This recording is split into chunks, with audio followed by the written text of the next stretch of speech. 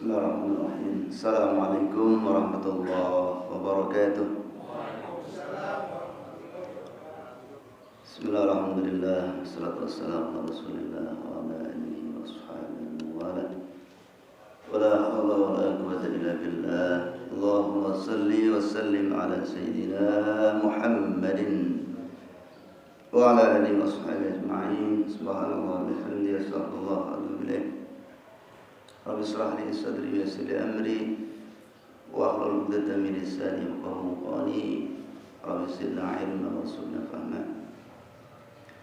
Ila hadratin Nabi Mustafa Muhammadin Rasulullah sallallahu alaihi wasallam wa ila jami'il anbiya'i wal mursalin wa ala alihi wa sahbihi ajma'in wa li jami'i masyayikhina wa jami'i abaina wa ummahatina wa jaddatina wa jaddatina wa azwajina وذريتنا وجميع المسلمين والمسلمات والمؤمنين والمؤمنات الأحياء منهم والأموات إلى جميع حاجاتنا في الدين والدنيا والآخرة شاملين لنا ولهم الفاتحة.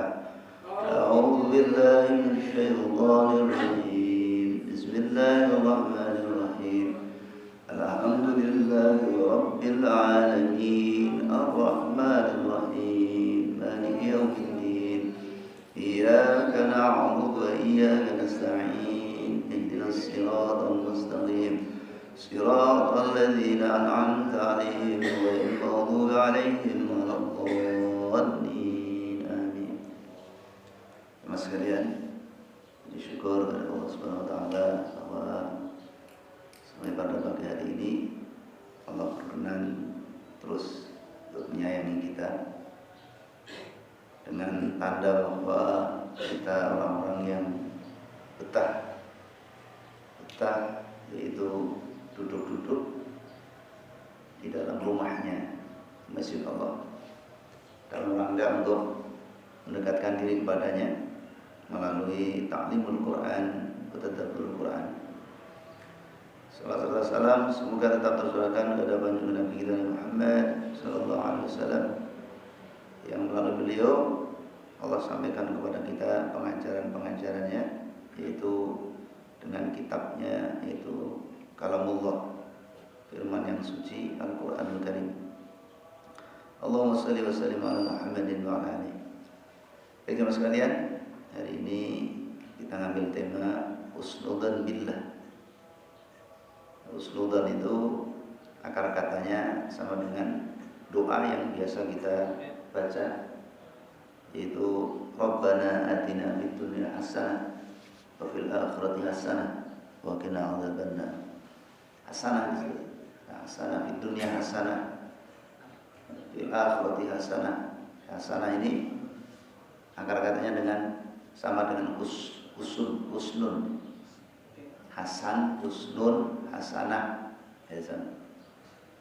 Nah, kita kalau doa bingung nggak hafal panjang-panjang, kita naik haji misalnya, doanya nggak hafal banyak doanya, maka cukup dengan doa itu.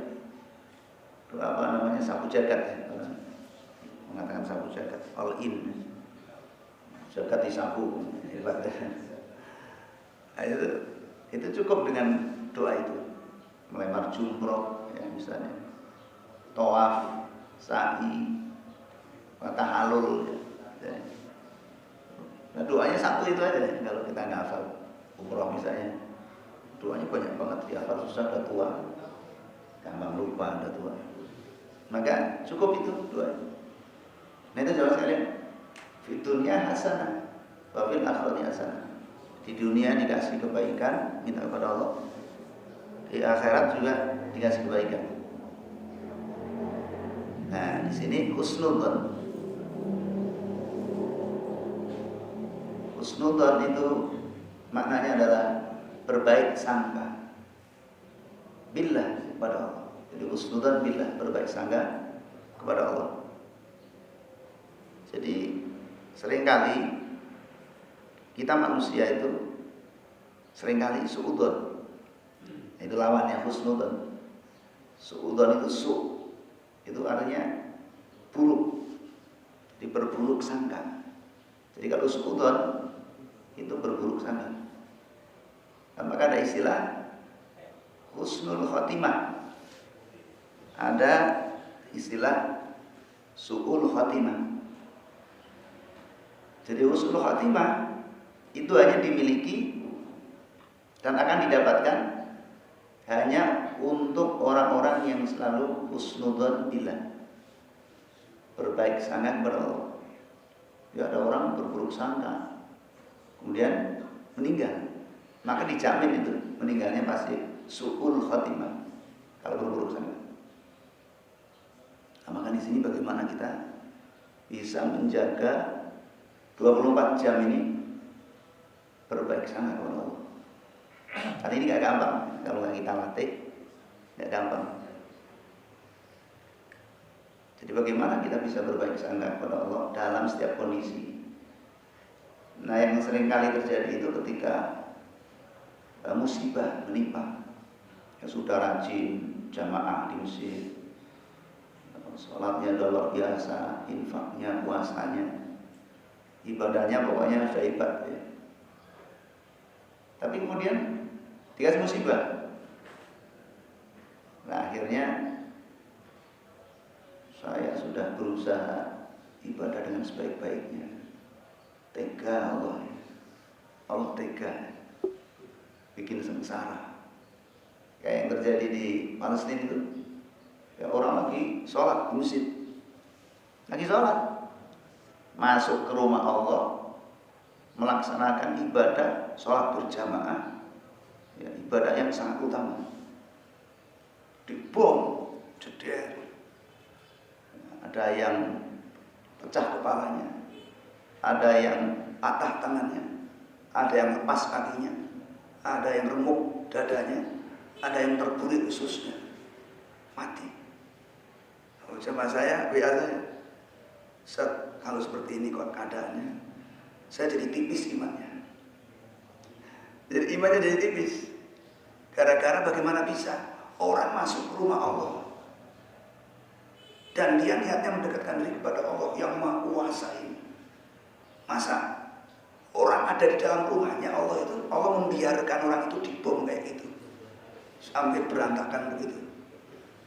Itu kalau orang itu masuk ke rumah saya akan berusaha sekuat tenaga untuk melindungi orang yang menjadi tamu saya di rumah saya. Jadi kalau orang masuk ke rumah saya berarti dia tamu saya. Itu tanggung jawab saya. Lah ini Allah yang punya rumah, yang punya alam semesta Maha Kuasa. Lu tamunya yang masuk ke rumahnya, dia sowan ke rumahnya, sholat, dibom dibiarkan. Nah gitu. Itu analisanya. Nah, maka saya jawab, justru ketika orang itu sedang masuk ke rumah Allah, sedang sholat, kemudian dibom dan dia mati, justru kita harus lebih tebal lagi imannya, meningkat iman kita. Kenapa? Karena dia wafat dalam keadaan suasana atau keadaan ibadah yang terbaik. Jadi mati syahid.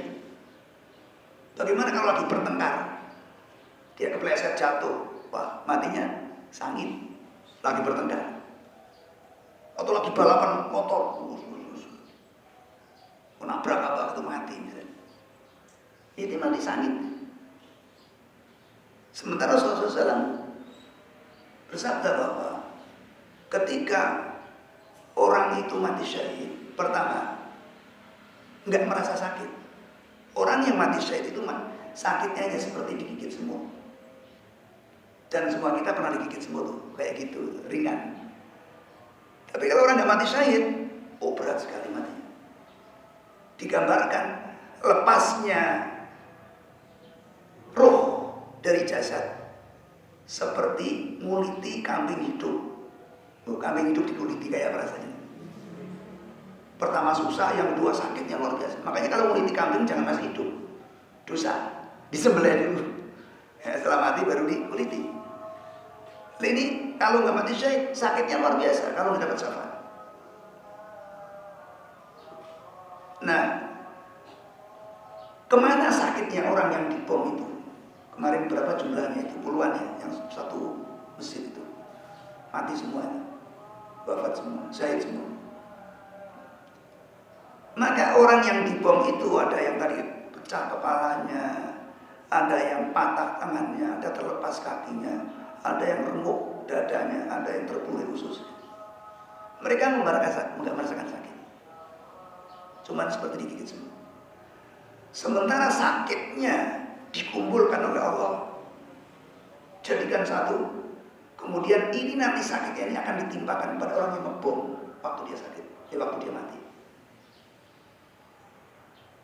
Padahal kita bisa merasakan bagaimana ya luka-luka dalam diri kita, perihnya kayak apa. Ini kalau nanti kepala pecah, tangan patah, ya kaki lepas, dada remuk, usus terbunuh. Itu jadikan satu nanti ditimpakan kepada orang yang ngebom. Dan itu matinya sangit orang yang ngebom itu. Ya, jadi kalau dipilih mana yang lebih bagus, mana yang beruntung, yang dibom atau yang ngebom.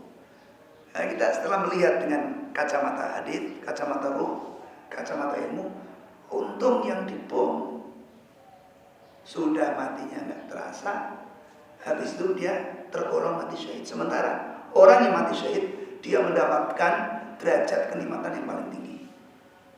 Sehingga dalam hadis Rasulullah SAW beliau bersabda, manakala seseorang mati syahid, kemudian dia mulai masuk ke alam barzah, yaitu masuk ke alam akhirat, maka dia mulai mendapatkan kenikmatan yang belum pernah dia dapatkan ketika di dunia.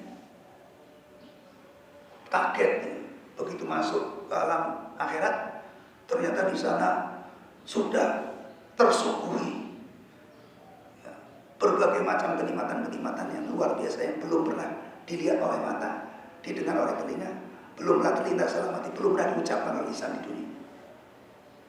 Maka orang yang syahid ini bilang sama Allah, ya Allah, aku ingin kembali lagi ke dunia. Ngapain? Ingin syahid lagi. Jadi orang yang telah merasakan indahnya atau nikmatnya balasan untuk orang syahid, dia ingin kembali lagi ke dunia, ingin syahid lagi, ketagihan. Dan ketika kita melihat seperti ini, maka sungguh beruntung orang-orang yang mati syahid. Maka Allah menyatakan ketika ditanya, kenapa Allah membiarkan? Maka Allah menjawab, yang di dalam salah satu ayatnya, di dalam surah Ali Imran. Ya, kita lihat ya surah Ali Imran. Surah Ali Imran, sebentar saya belum sempat menulis tadi.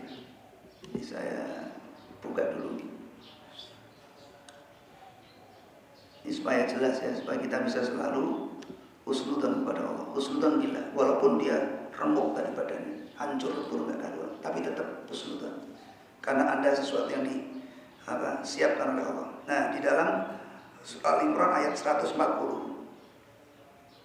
kenapa Allah membiarkan tamu-tamunya, orang-orang yang masuk dalam rumahnya, dibom kemudian hancur badannya? Allah menyatakan, wa yattahida minkum syuhada. Ada iyamsaskum qarqun faqad masal qawma qarqun mithlu wa tilka ayyamu dawiluha bainan nasi wa liya'lamallahu alladziina aamanu wa yattahida minkum syuhada. Jadi bahkan orang yang ngebom itu, mari saya baca artikel itu, 79.000 tentara IDF itu sekarang sedang dirawat di rumah sakit jiwa. Jadi mentalnya rusak. Mereka ngebom, badannya nggak hancur, pulang masih sehat, tapi beberapa hari kemudian mereka pada gila. Bahkan yang dapat rollingan, ya kan, ini kan jadi ada pergantian ya, kayak sip-sipan gitu. Jadi setelah berapa lama, berapa hari, berapa bulan, gantian. Ini pulang yang sudah perang, yang belum perang maju. Nah, ketika giliran yang pulang ini suruh maju lagi, suruh berangkat lagi, mereka nggak mau berangkat, mogok. Dan bahkan kalau dipaksa mereka rela bunuh diri. Daripada suruh perang lagi, kondisinya kayak gitu, mereka merasa perang melawan hantu. Mereka cuma bunuhin anak-anak, bunuhin orang hamil, bunuhin orang tua, lansia. Ini mah bukan perang. Perang itu dia lawan tentara dengan tentara. Loh, ini perang kok lawannya anak-anak. Orang lagi sakit diajak perang, lagi di rumah sakit, lagi dirawat, diajak perang. Gila ini orang ini. Wah, nggak bisa ini. Begitu ketemu sama tentara aslinya, mereka langsung menghilang. Nanti mereka bunuh, menghilang. Saya perang kayak melawan hantu, nggak bakal menang. Yang bisa saya bunuh cuma orang sakit, anak-anak, wanita hamil. Nggak cocok, nggak cocok. Daripada saya harus perang lagi, mendingan bunuh diri. Banyak orang yang bunuh diri kemarin. Yang gila yang bunuh diri. Nah, jadi kalau kita lihat dari sisi, oh itu yang di bom itu remuk badannya. Tapi ternyata telah diganti oleh Allah dengan badan yang baru. Dia mendapatkan kenikmatan yang belum pernah didapatkan di dunia. Sementara orang yang ngebom tadi di dunia sudah dibikin seperti itu, dibikin gila. Badannya sehat tapi otaknya error. Jadi jiwanya error. Dan maka di sini kita melihat bagaimana Allah menyatakan, wa yattakhidha minkum syuhada. Saya ingin mengambil mereka sebagai syahid. Di mana diterangkan tadi bagaimana keadaan syahid, bagaimana kondisi ketika matinya, bagaimana ketika dia berada di alam akhirat setelah kehidupan di dunia. Jadi ketika kita telah melihat seperti ini, alangkah senangnya, ya, alangkah beruntungnya orang-orang yang mati syahid. Ya, jadi tadi salah itu, sama saya salah persepsi. Kenapa dibiarkan? Tidak. Ayat Allah menyatakan dalam Surah Al-Imran ini ayat 140, wa yattakhidha minkum syuhada. Allah ingin mengambil mereka sebagai syahid, bukan membiarkan. Nah, jadi tadi kenapa imannya kemudian menipis? Karena persepsinya Allah membiarkan mereka dibombardir. Sementara Allah menjawab, aku ingin mengambil mereka sebagai syahid. Beda bahasanya. Nah, setelah ini kemudian kita husnudzon, ya, berbaik sangka dengan apa yang terjadi pada saudara kita di Palestina. Begitu ketika musibah-musibah itu menimpa kita, bagaimana kita bisa berbaik sangka? Baik jemaah sekalian, di dalam salah satu ayat di surah ini sangat terkenal ayat ini. Biasanya khotib membawakan ayat ini setiap mereka khotib. Ya, para khotib membawakan ayat ini setiap mereka berada di mimbar ketika khotib. Itu ada di dalam surah Ali Imran lagi, tapi ayatnya 102. Ayat 102 surah Ali Imran. Ini biasanya semua khotib itu ketika naik mimbar baca ayat ini. Apa kata Allah di sini? A'udzu billahi rajim. Ya ayyuhalladzina amanu taqullaha haqqa tuqatih wa la tamutunna illa wa antum muslimun. Apa lain? Karena udah sering dengar. Apa kata Allah? Wahai orang-orang yang beriman, bertakwalah kalian kepada Allah dengan takwa yang sesungguh-sungguhnya, dengan takwa yang sebenarnya. Wa la tamutunna illa wa antum muslimun. Dan janganlah kalian mati kecuali kalian dalam keadaan muslim. Nah, tafsir ayat ini, salah satu tafsirnya ada di dalam hadis sahih riwayat Muslim. Apa kata Rasulullah melalui sahabatnya? Sami itu Rasulullah SAW. Aku mendengar Rasulullah SAW qabla mautihi bi salasati ayyamin. Sebelum beliau wafat, 3 hari lagi wafat. Ya, jadi ini sahabat Rasulullah SAW. Aku mendengar Rasulullah bersabda ketika 3 hari lagi beliau wafat, kurang 3 hari. Jadi kalau 40 hari seseorang sebelum meninggal itu sudah jadi mayat, maka Rasulullah ketika itu sudah jadi mayat. Nah, beliau bersabda, beliau bersabda, la yamutunna ahadukum illa wa huwa yuhsinu dhanna billahi azza wa jalla. Riwayat Muslim. Apa kata Rasulullah? Jangan sampai mati salah satu di antara kalian. Jangan sampai mati, kata Rasul. Jangan sampai mati salah satu di antara kalian, kecuali dia, orang yang mati tadi, yang mau mati tadi, dalam keadaan husnudzon kepada Allah Azza wa Jalla. Jangan sampai kita mati kecuali kita dalam keadaan husnudzon kepada Allah. Ya, jadi tadi jamaah saya ketika dia berprasangka buruk kepada Allah itu, Allah membiarkan. Itu kalau di rumah saya akan tanggung jawab.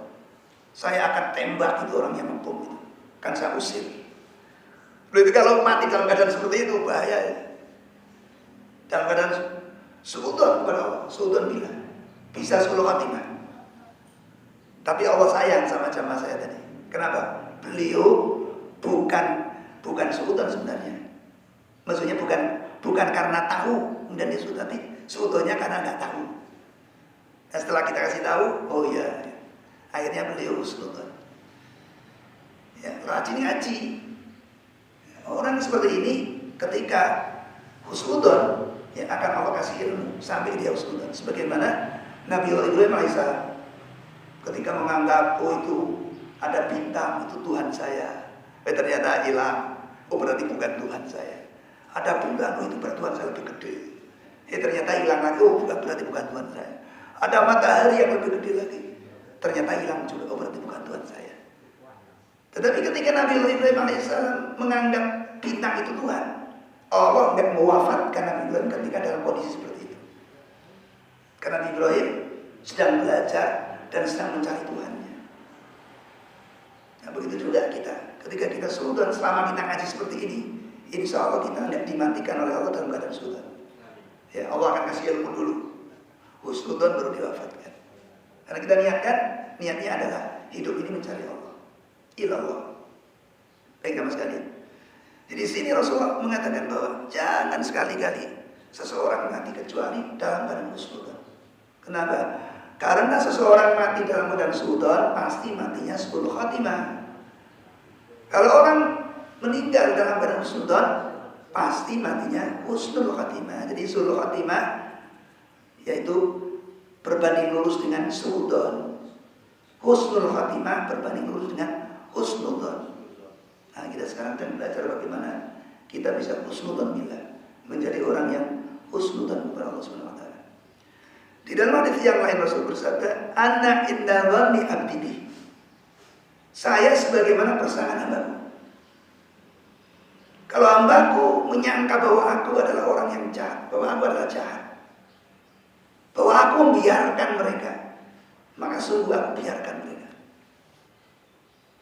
Tapi kalau hambaku menyangkaku, meyakininya bahwa aku ini adalah yang pemurah, yang paling penyayang di antara para penyayang, maka aku akan sayangi dia dengan kasih sayang yang belum pernah ada makhluk yang bisa menyayangi dia seperti kasih sayangku kepadanya. Artinya anak indah dhanni abdi ini akan bermanfaat di dunia, bermanfaat ketika kita wafat, dan bermanfaat ketika kita telah wafat dan telah hidup setelah wafat. Husnudzon ini akan bermanfaat di segala waktu. Sehingga Rasulullah pun bersabda dalam hadis yang lain, "Inna husnul dhanni billahi min husnil ibadah." Sesungguhnya husnudzon kepada Allah adalah merupakan ibadah yang terbaik. Kenapa? Karena ibadah-ibadah kita tanpa husnudzon semuanya batal, nggak ada nilainya. Ada itu jamaah itu nggak ketemu saya, belum ketemu itu, karena itu temennya jamaah saya punya jamaah, dia punya teman. Beliau cerita sama saya, "Ustaz, saya punya teman, dia itu orangnya asik dalam ibadah, sholatnya luar biasa, infaknya luar biasa, puasanya luar biasa, jamaahnya luar biasa. Lama nggak punya anak. Kemudian Allah beri anak, tapi ternyata anaknya itu autis. Jadi orang yang luar biasa ibadahnya, lama nggak punya anak, begitu punya anak autis. Suudzon dia kepada Allah. Ibadah nggak ada gunanya, sholat saya nggak ada gunanya, infak saya nggak ada gunanya. Nyatanya Allah tega sama saya. Saya sudah luar biasa bagaimana saya mengikuti arahan Allah, tapi nyatanya dia ngasih saya anak yang autis. Mulai hari ini saya nggak beribadah, nggak ada gunanya, percuma. Itu nggak ketemu saya, itu jamaah saya yang cerita ke saya, itu temannya dia. Coba disuruh ngaji, terangin. Nah ini kalau dia mati dalam keadaan seperti ini, sulh khatimah itu bahaya sekali. Iya. Kenapa? Karena setiap Allah memberikan ujian, di balik itu Allah ingin memberikan sesuatu yang luar biasa. Ini yang perlu kita pegang. Jadi musibah apapun yang menimpa kita, jangan sekali-kali kita sebutkan. Allah membimbing kita melalui Rasulnya. Ketika musibah apapun, ringan, sedang, besar, katakan sama Allah, Allah, inna lillahi wa inna ilaihi raji'un, Allahumma juni fi musibati wa akhlufni khairan minha. Aku milikmu ya Allah. Tadi yang punya anak tadi, anakku milikmu. Aku dan anakku akan kembali padamu. Namun aku sudah rajin ibadah, luar biasa. Engkau memberikan aku anak autis. Ini adalah musibah ya Allah. Maka berikan aku pahala dalam musibah ini. Minta pahala. Jadi kasih tahu anak autis minta pahala. Kemudian rubah ya Allah anakku ini dengan sesuatu yang lebih baik. Rubah ya Allah. Apa susahnya Allah merubah? Kanker aja bisa jadi bayi. Ya ada peristiwa. Ya, guru kita jadi orang kena kanker. Kemudian setelah besar, ya sudah stadium berapa, mau dioperasi sama dokter.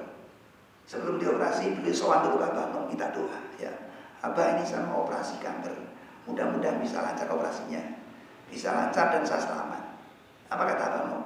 Mudah-mudahan jadi bayi yang soleh. Lu kanker didoain, mudah-mudahan jadi bayi yang soleh. Kaget dia, yang tadi datang tapi husnudzon kepada Allah Subhanahu Wa Taala melalui ulama. Ya kalaupun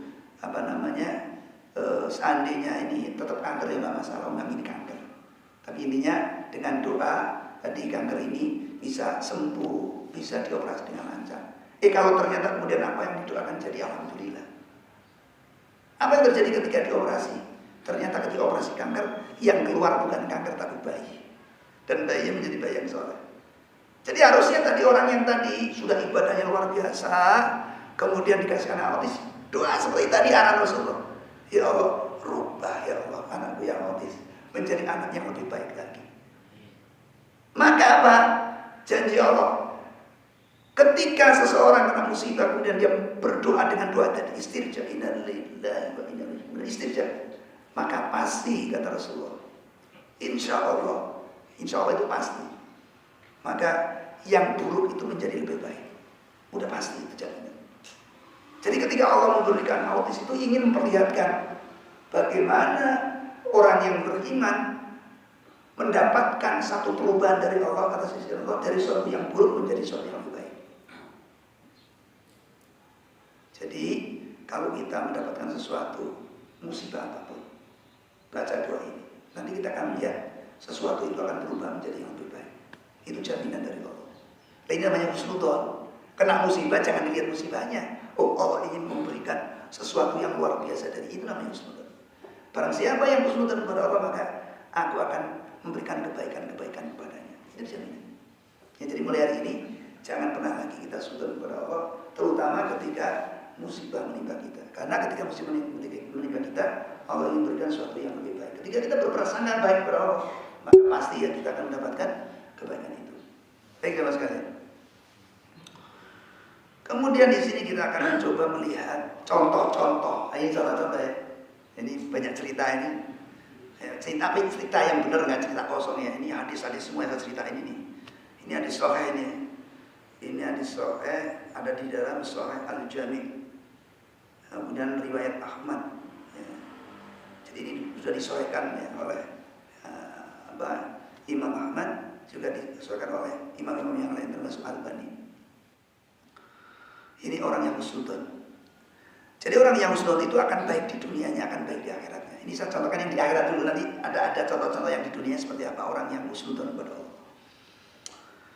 Ini di dalam hadis dikatakan yusahu birajulin min ummati yaumal qiyamati ala ru'usil khalaik. Dicontohkan untuk nanti di hari akhirat, yaitu dicontohkan seorang laki-laki dari umatku kata Rasulullah. Contoh satu orang dari banyak orang, ya, jadi diambil sebagai contoh. Ini orang yang husnudzon, diambil contoh satu orang. Fayunsharu lahu tis'atu wa tis'una sijillan kullu sijillin maddal basar. Maka ini Allah sebenarnya ada 100 catatan untuk setiap orang. Jadi kita ada 100 catatan, 100 lembar catatan amal. Kemudian digelar 99 lembar. Ada 100 catatan, 1 lembar. Digelar untuk orang ini 99 lembar. Setiap lembarnya itu sejauh mata memandang.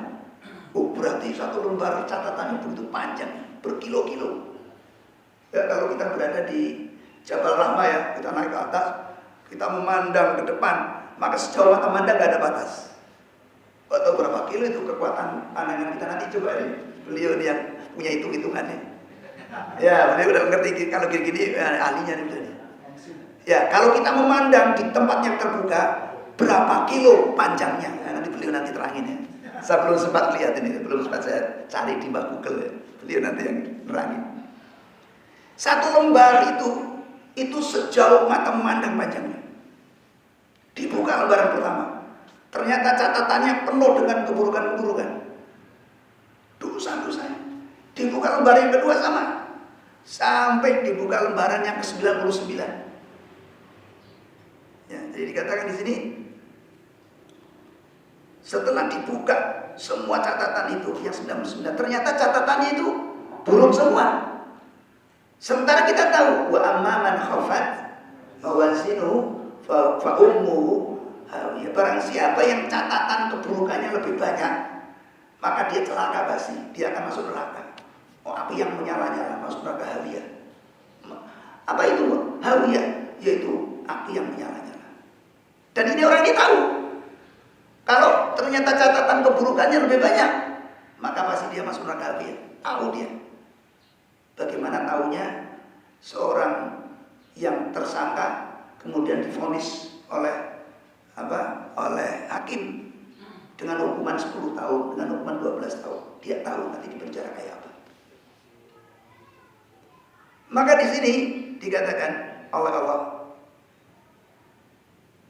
summa yaqulullah azza wa jalla. Kemudian Allah bertanya kepada orang yang tadi diperlihatkan amal keburukannya, hal tungkiru min hadza syai'an. Fulan, kata Allah, apakah ada nih catatan amalmu yang kamu ingkari, yang kamu nggak kamu lakukan tapi ada di catatan ini, ada nggak?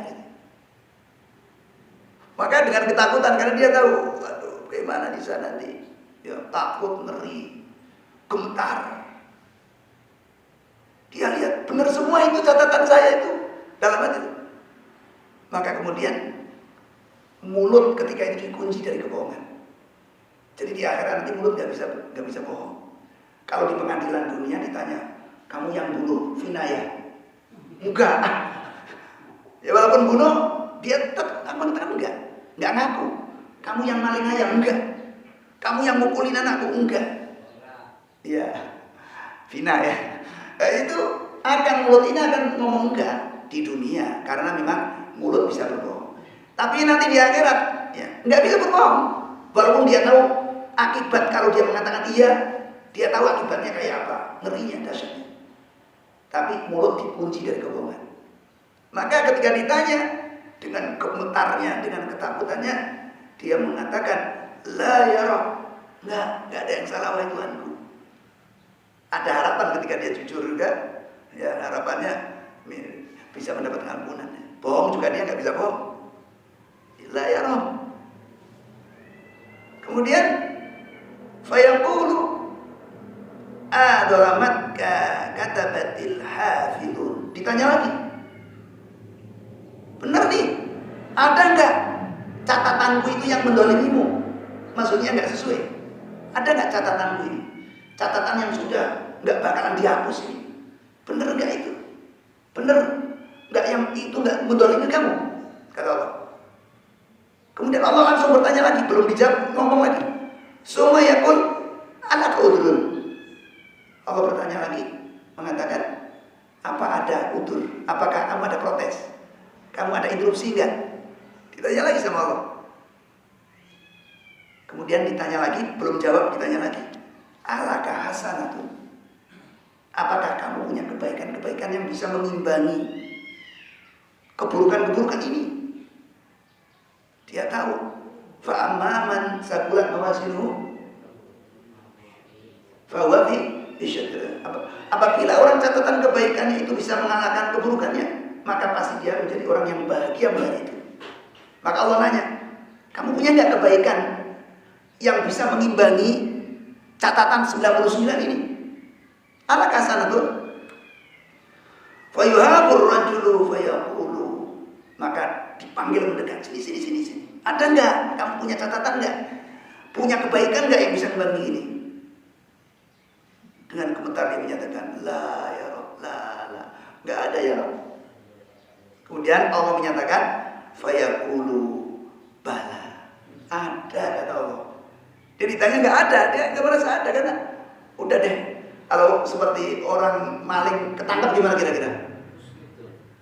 Orang maling ketangkep warga gimana? Udah deh, habis deh gua gitu kira-kira ya. Habis deh gua, mati ya begitu. Ini sama ini, celaka saya. Ini panggil sama Allah. Tapi apa kata Allah ketika manggil sini? Ada, kata Allah. Ada, kamu ini saya masih punya 1 lembar lagi. Ada. Ya, jadi ada alaka indana hasanat. Ada catatan-catatanmu yang nilainya hasanat. Dia bisa mengalahkan keburukan ini. Wa innahu ladulmu alikal yaum. Dan dengan catatan itu sesungguhnya kamu hari ini tidak termasuk orang yang mendapatkan siksa. Hari ini kamu bebas dari siksa. Fatukhraju lahu bitaqah. Kemudian Allah mengeluarkan 1 catatan, 1 lembar catatan, bitaqah. Di dalam catatan itu ada tulisan fiha asyhadu an la ilaha illallah wa asyhadu anna Muhammad Rasulullah. Dilihat. Ini catatan ini, kamu pernah enggak ini ngucapin ini? Oh iya pernah. Tapi dia masih bingung, walaupun pernah, dia masih bingung. Kok catatan itu bisa mengalahkan yang apa tadi? 99 saja. Maka dia mengatakan, fa yaqulu ya Rabb. Dia mengatakan, wahai Tuhanku, ma hadhil bitaqah? Ma hadhihi sijilah? Ini catatan saya. Bagaimana dengan catatan-catatan yang banyak buruk ini? Bagaimana ini Allah? Maka Allah mengambil timbangan. Fa yaqulu innaka la tadlum. Sesungguhnya kamu tidak dizalimi. La tudlam, kamu tidak dizalimi. Fatawadha as-sijillat fi kifati wal bitaqatu fi kifati. Kemudian diletakkan 1 catatan di timbangan, ya, 1 timbangan, anak daun timbangan. Yang tadi yang 99 ditaruh di timbangan yang 1. Maka apa yang terjadi ketika itu? Diperlihatkan di depan orang itu, fatashat as-sijillat wa saqalat al-bitaqah. Maka ini intinya, ternyata 1 catatan itu beratnya mengalahkan 99 catatan buruk itu.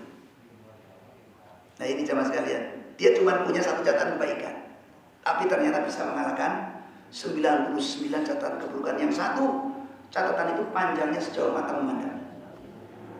Masih jam 9:30. Yang benar yang mana ya? Masih ada waktu ya? Ya. Ya baik. Jemaah sekalian. Pertanyaannya, apakah kalimat asyhadu alla ilaha illallah wa asyhadu anna Muhammadar Rasulullah kita biasanya bacanya di mana nih? Ketika tahiyat, salat sebelum baca salawat ya. Asyhadu alla ilaha illallah wa asyhadu anna Muhammadar Rasulullah. Allahumma shalli ala sayyidina Muhammad wa ala sayyidina. Apakah bacaan syahadat ini yang bisa mengalahkan 99 catatan keburukan itu adalah bacaan syahadat dari semua lisan? Tidak. Bagaimana semua guru-gurunya yang hafal Al-Quran? Padahal untuk menghafal Al-Quran itu pasti dia telah membaca ribuan kali, bahkan jutaan kali kalimat tauhid yang ada di dalam Al-Quran. Tetapi bacaan dari lisan semua guru-gurunya nggak bisa mengalahkan catatan-catatan keburukannya. Kenapa? Karena keluarnya dari lisan yang tidak husnudzon kepada Allah. Dia menghafal Quran bukan untuk Allah, tapi untuk mencari kelemahan-kelemahan Al-Quran, untuk membantu umat Islam, untuk berargumen, untuk berdebat kepada umat Islam. Apakah kalimat syahadat yang dibaca oleh orang yang suudzon kepada Allah tadi, Allah membiarkan orang yang masuk musola, masuk masjid, membiarkan dibok, Apakah kalimat syahadatnya mampu mengalahkan catatan buruk? Tidak.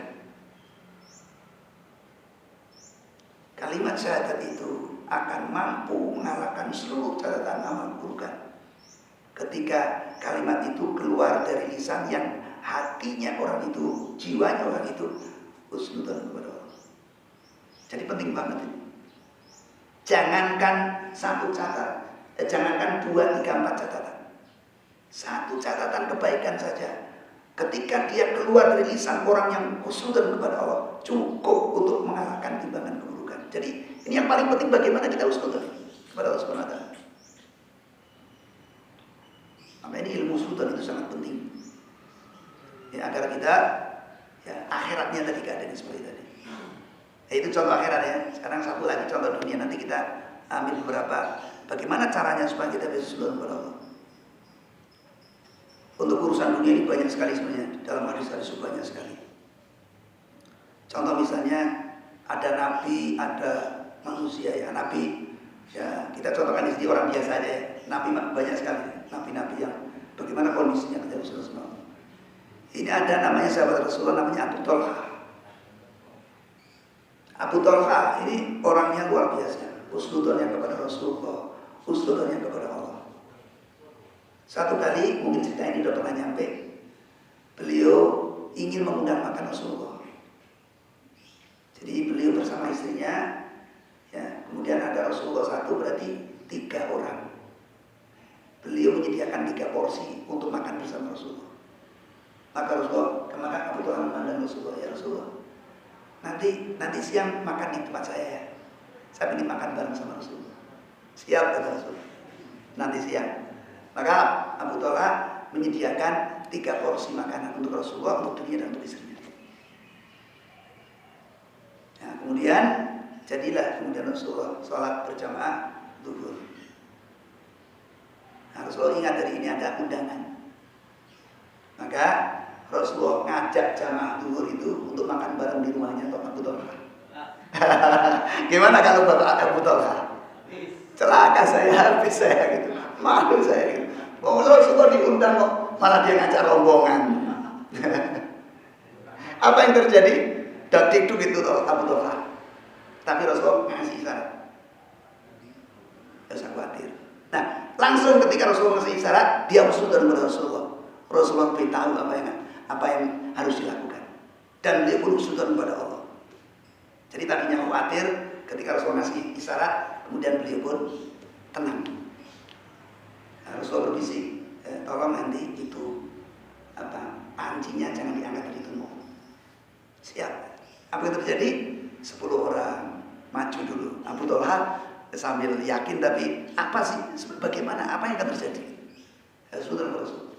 Ternyata 10 orang ngambil makanan, dilihat lagi masih utuh. Makanannya nggak kurang. Tapi ini orang sudah dapat porsi masing-masing. Ternyata yang diajak oleh Rasulullah dalam satu riwayat itu sampai 70 orang. 10 lagi, ngambil lagi, 10 lagi. Setelah ngambil semua, Rasulullah ngambil, Abu Talha ngambil, istri ngambil, ternyata makanannya tetap nggak berkurang.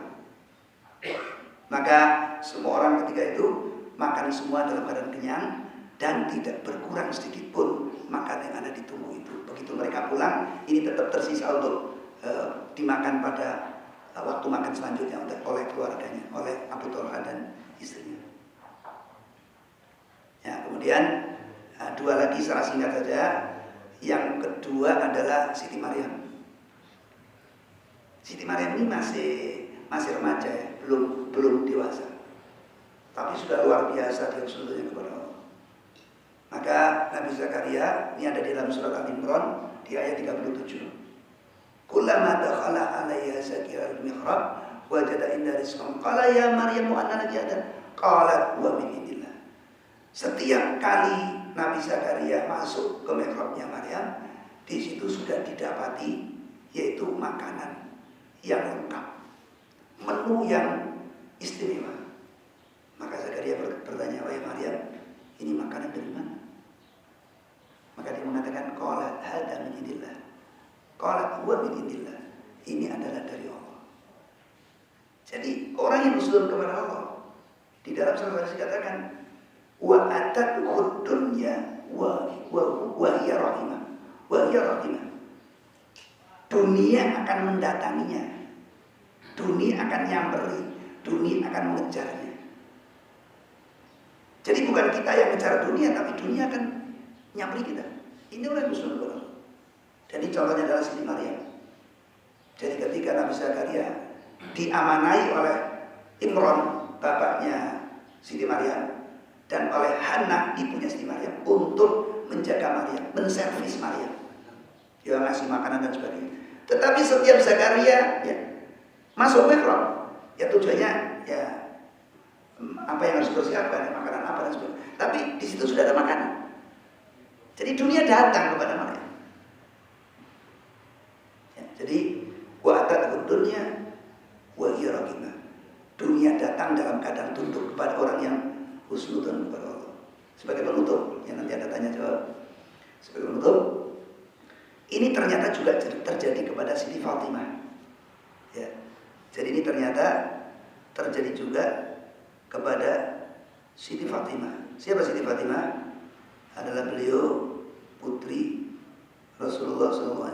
Nah, ini ada hadisnya. Nanti saya bacakan hadisnya. Tapi saya cerita dulu. Jadi satu kali Rasulullah itu nyamperin rumahnya Fatimah. Ya kayak Nabi Zakaria tadi ingin ngecek aman nggak ini makanannya gimana ya, aman. Namanya orang tua nanya. Datang ke Siti Fatimah. Bagaimana Siti Fatimah? Anakku, putriku, punya makanan nggak? Rasulullah nanya dengan kasih sayang. Ya, Siti Fatimah kaget. Biasanya Rasulullah datangnya pas ada makanan, ini datang nggak ada makanan. Saya nanya makanan gitu. Maka Siti Fatimah pun jujur, sedang nggak ada ayahku. Sementara anaknya Hasan Husain belum makan, dia juga belum makan. Imam Ali juga belum makan. Maka Rasulullah setelah mengetahui di rumah nggak ada makanan, maka Rasulullah pun pesan, yang sabar ya, betul-betul sama Allah. Siapa ya ayahku? Maka Rasulullah beranjak untuk pulang, tentu dengan mendoakan. Nah begitu Rasulullah beranjak, maka ternyata ada orang yang datang memberi roti, tapi rotinya cuma 2. Ya, sementara di situ ada Husain, ada Hasan, ada Husain, ada Imam Ali, ada 4 orang, tapi rotinya cuma 2, nggak cukup. Nah kemudian tadi beliau ketika Rasulullah datang, ayahnya datang, Rasulullah menanyakan makanan, beranggapan bahwa Rasulullah lagi butuh makanan. Maka walaupun Siti Fatimah sedang ada lapar, anaknya lapar, suaminya lapar, beliau ingat ayahnya. Ini seorang anak yang berbakti. Maka kemudian beliau taruh itu makanan di tempat makanan, baskomah gitu ya. Maka beliau kemudian jujuk Rasulullah. Apa jujuk? Nyusul ya, nyusul. Oh ayahku, sekarang udah ada makanan, yuk kita makan bareng. Nah, maka Rasulullah pun ikut kepada Fatimah. Sebenarnya Rasulullah ingin mengajarkan kepada Fatimah bagaimana nasib orang yang husnudzon kepada Allah. Nah kemudian Rasulullah duduk, masuk rumah, duduk. Kemudian Rasulullah ambil makanan ke sini. Ya, panggil, ambil makanan, Ali, Hasan, Husain panggil semua.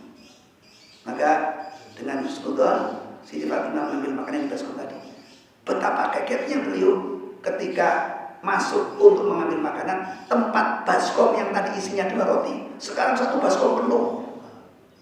Jadi tadinya cuma 2 roti, sekarang penuh baskomnya dengan roti.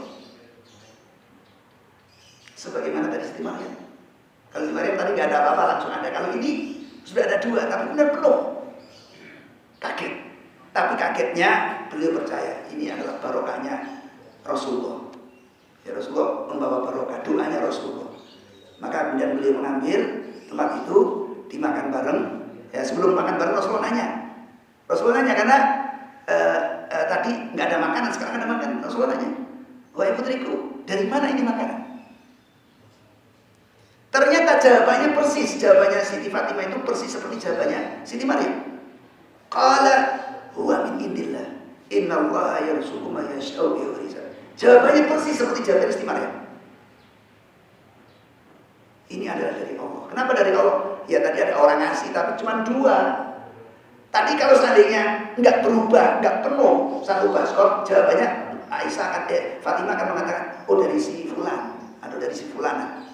Tapi ternyata ini penuh, maka nggak ada yang bisa dijawab oleh Siti Fatimah kecuali Siti Fatimah membaca ayat qalat huwa min indillah. Ini adalah dari Allah. Nggak ada jawaban yang lain.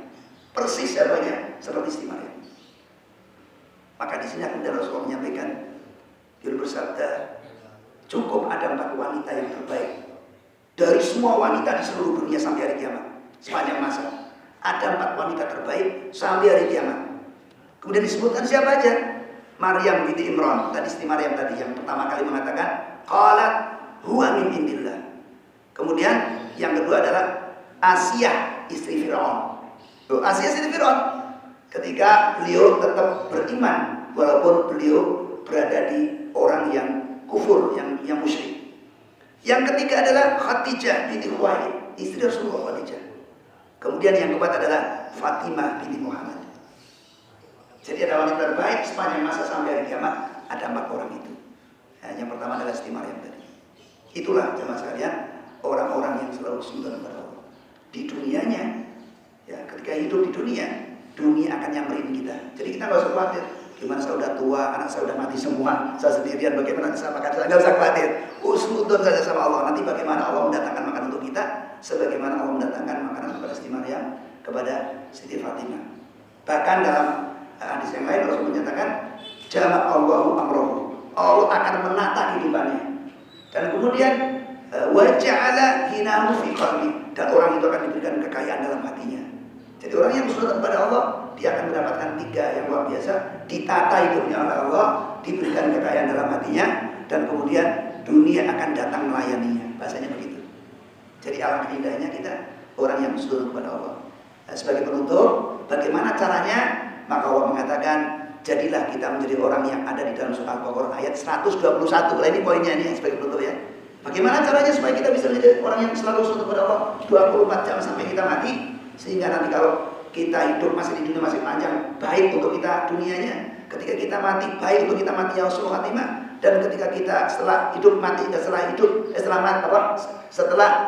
mati, maksudnya dihidupkan oleh Allah setelah mati, maka kita mendapatkan kenikmatan yang luar biasa, tidak kalah dengan orang yang mati syahid. Maka Allah katakan dalam surah Al-Baqarah ayat 121, Allah berfirman, a'udzu billahi minasyaitonir rajim, alladzina atainahumul kitaba yatlunahu haqqa tilawati ulaika yu'minuna bihi wa may yakfur bihi fa ulaika humul khasirun. Barang siapa yang dia menyempatkan diri untuk kitab Allah. Jadi kita menyempatkan diri, meluangkan waktu. Jadi kalau kita mencari waktu luang dan bakalan ketemu, kita akan sibuk terus walaupun pengangguran. Betul? Pengangguran tapi sibuk terus. Ketika diajak ngaji, ada aja alasannya ngeles. Ayo ngaji, ada ini, ada itu, macam-macam. Nggak punya waktu buat ngaji. Walaupun dia pengangguran, udah pensiun, tapi diajak ngaji nggak pernah bisa. Iya, kenapa? Karena memang nggak meluangkan waktu. Lah orang yang nanti bisa bersyukur kepada Allah siang dan malam 24 jam, maka dia harus menyediakan waktu untuk kitab Allah. Apapun kesibukannya, bahkan dia masih dalam orang yang sibuk bekerja. Setelah itu kemudian, setelah dia menyediakan waktu untuk kitab Allah, ya lunar waktu tidak waktu. Baca, benar-benar membacanya, nggak main-main. Siang dan malam baca. Dibacanya, dipelajarinya, difahami, dihafalkan. Kemudian ulaika yu'minuna bihi, sampai dia yakin dengan ayat itu. Misalnya satu ayat dikatakan, wa may yattaqillaha yaj'al lahu makhraja. Barang siapa yang takwa kepada Allah, maka masalah apapun Allah akan berikan jalan keluar. Dia baca ayat itu, dia hafal ayat itu, dia paham ayat itu, sampai dia yakin, bolak-balik dibaca. Karena jelas sekalian, ada orang yang membaca ayat sudah ribuan kali tapi belum yakin. Berarti apa? Masih kurang bacanya. Saya perasaan kayaknya baca ayat ini sudah 1 juta, ada kali 1 juta kali dibaca, tapi saya belum yakin. Maka ya kalau dibaca lagi, sampai dia yakin. Nah, ketika kita sudah baca ayat mungkin jutaan kali, kemudian kita yakin, maka keyakinan yang didapat dari cahaya orang itu akan mengantarkan kita menjadi orang yang husnudzon billah. Artinya apa? Iqra'il Quran fa innahu ya'ti yaumal qiyamati syafi'an nasami. Jangan pernah putus asa dalam membaca Al-Quran, jangan pernah bosan dalam membaca Al-Quran. Siang malam dibaca sampai Al-Quran memberikan syafaat pertolongan kepada kita. Nah, itulah kuncinya. Mudah-mudahan Allah pimpin kita menjadi kelompok orang-orang yang masuk dalam surat Al-Baqarah ayat 121. Barang siapa yang dia ingkar, yang dia tidak mau melakukan itu, kata Allah, wa may yakfur bihi fa ulaika humul khasirun, maka dia pasti menjadi kelompok yang rugi. Itu ayat itu. Barang siapa yang tidak mau melakukan itu, maka pasti akan rugi. Rugi dunianya, rugi pada kematiannya, dan rugi akhiratnya. Alhamdulillah, amin.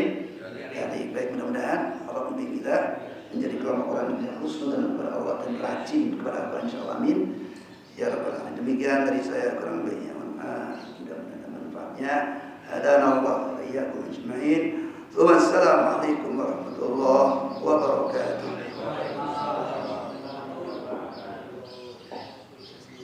Iya boleh, nyantai gitu Pak. Ya, silakan rekan-rekan yang ingin bertanya. Ini ada sesi tanya jawab. Monggo kalau ada, ya. Ya kan? Ya kan? Terkait dengan penjelasan seujun Pak Ustaz, kita kan dilarang untuk bersujud terhadap orang lain.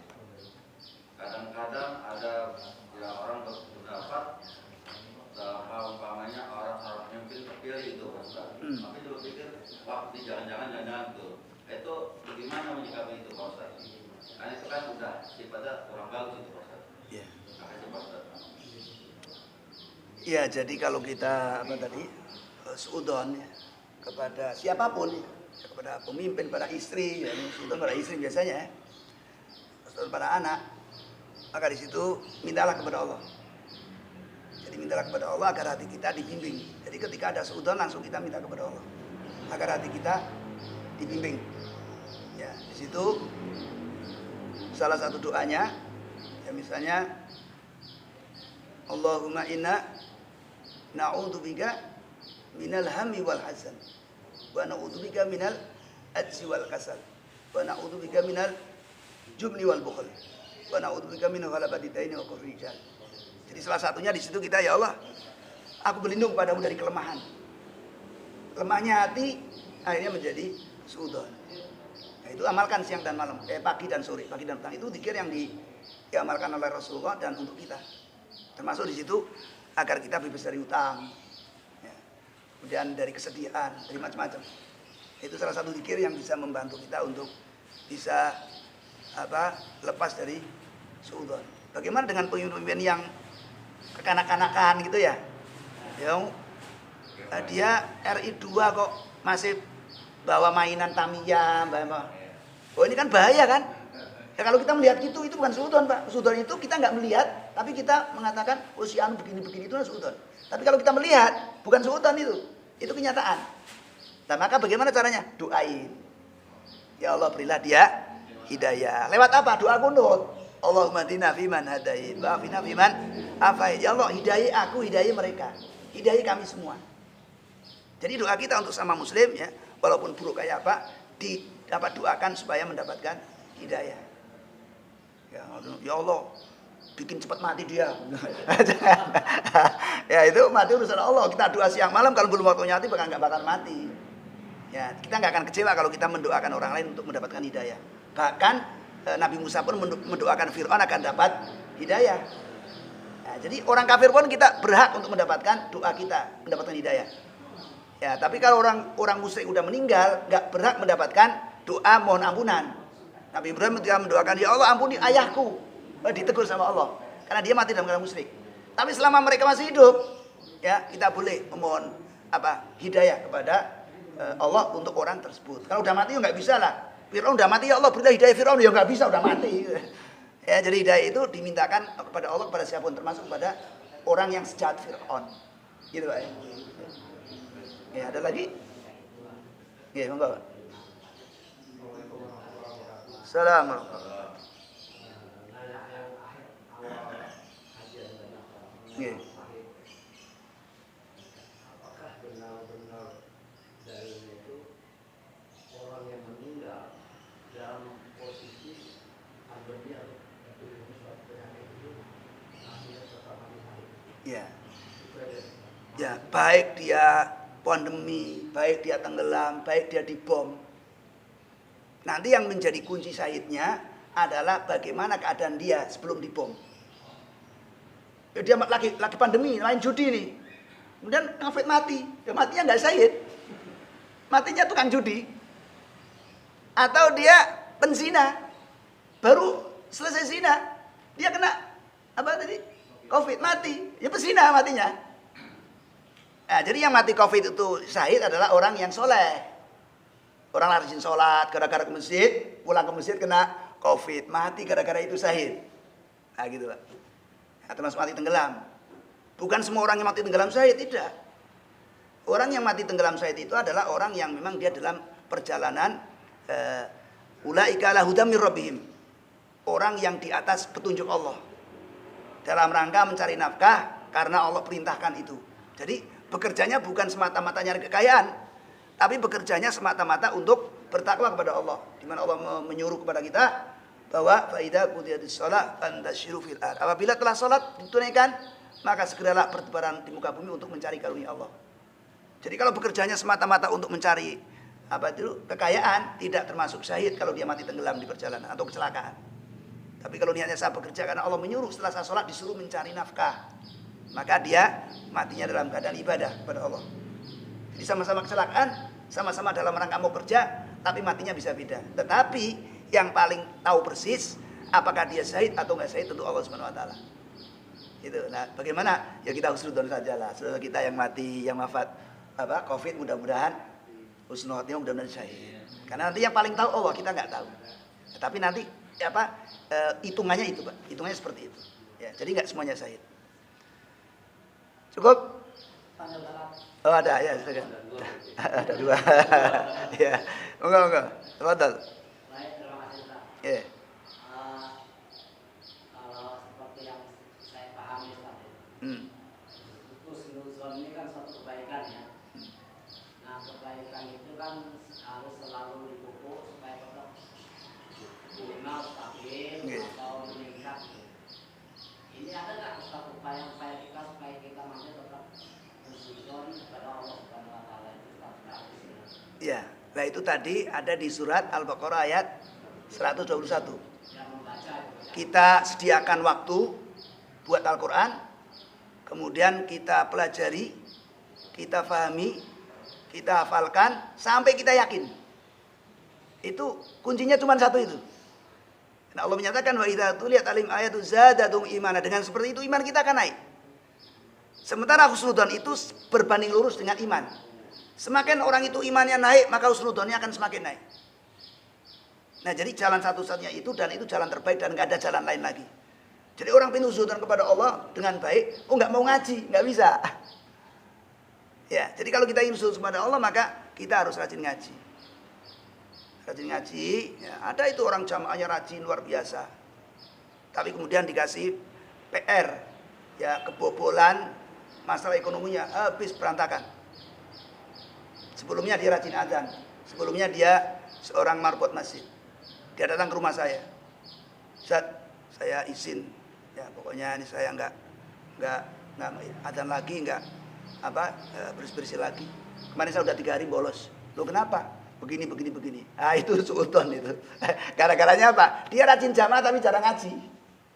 Tak suruh ngaji nggak datang. Ya, jamaah, sholat, sunnah, dzikir apa segala rajin. Tapi ngajinya enggak. Maka ketika dikasih masalah ini udah dia ngeper gitu. Ya, jadi langsung hilang cahayanya. Karena cahaya itu hanya diperoleh ketika kita ngaji. Taklim seperti ini.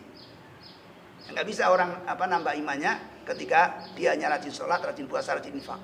Jadi syaratnya memang harus itu. Syarat untuk mendapatkan husnul itu surat Al-Baqarah ayat 121. Kalau enggak maka rugi kata Allah. Wa may yakfur bi fa ulaika humul khasirun. Pasti dia rugi. Ya, maka beruntunglah kita orang yang tetap dalam kondisi yang seperti sekarang ini insyaallah ya. Monggo, silakan. Jadi saya punya teman namanya Budi. Ini Budi, ini Bapak Budi. Dia tinggal di Tanjung Priok. Nggih. Suatu ketika dia bercerita kepada saya bahwa di tempatnya yaitu di musola ada seorang yang pengurus masjid masuk menjadi Kristen. Karena misionaris menceritakan tentang mukjizat, begitu juga tentang Islamologinya kuat. Kemudian dia datang kepadanya mengajak Mas Budi ini, kemudian menceritakan bahwa Yesus itu tidak punya bapak, gitu kan? Dia istilahnya begitu, seolah-olah menunjukkan mukjizatnya Yesus lebih tinggi dari Muhammad. Setelah itu si Budinya bilang begini, dari mana kamu tahu bahwa Maryam itu punya anak dengan tidak memiliki suami, ada nggak disebutkan di Injil. bukti-buktinya gitu. Coba kalian pikir, seorang manusia punya anak pastilah punya suami. Ya. Pertanyaan saya adalah, si Budi ini mengajukan kayak semacam statement tersebut, apakah itu nggak keluar dari Islam gitu, maksudnya kafir? Ya. Yang nanya siapa tadi? Yang nanya misioner, Yang minta bukti tadi. yang minta bukti si Budinya. Coba cari mana ada manusia nggak punya suami bisa punya anak, tapi itu sebenarnya hanya untuk menolak apa argumen misionaris itu. Ya. Akhirnya si misionaris itu kebingungan sendiri. Ya. Baik, jadi sebenarnya Pak Budi ini sudah benar, Pak. Ada nggak buktinya? Mana itu nanti apa dasarnya gitu kan? Nah, maka nanti ketika ditanya seperti itu nanti akan terjawab di Al-Quran. Artinya yang punya bukti itu bukan Injil tapi Quran, yang menceritakan begini. Dan memang dari dulu sudah berdebat ya mengenai keyakinan orang-orang Kristen gitu ya. Nah, keyakinan mereka akan oleng nanti ketika mereka berdebat dengan Ahlul Quran. Ya, jadi pertanyaan seperti itu tidak mengapa. Ya. Bagus, jadi tujuannya untuk membuat mereka dapat hidayah sebenarnya, dapat petunjuk. Jadi nggak apa-apa ya, silakan. Ya. Ya. Mana cukup? Cekap, monggo Pak diulas ya nih sejauh mata memandang nih.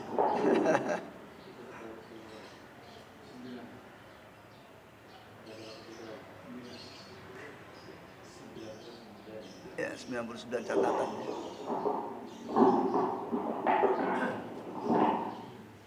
Oh iya, ada beberapa poin.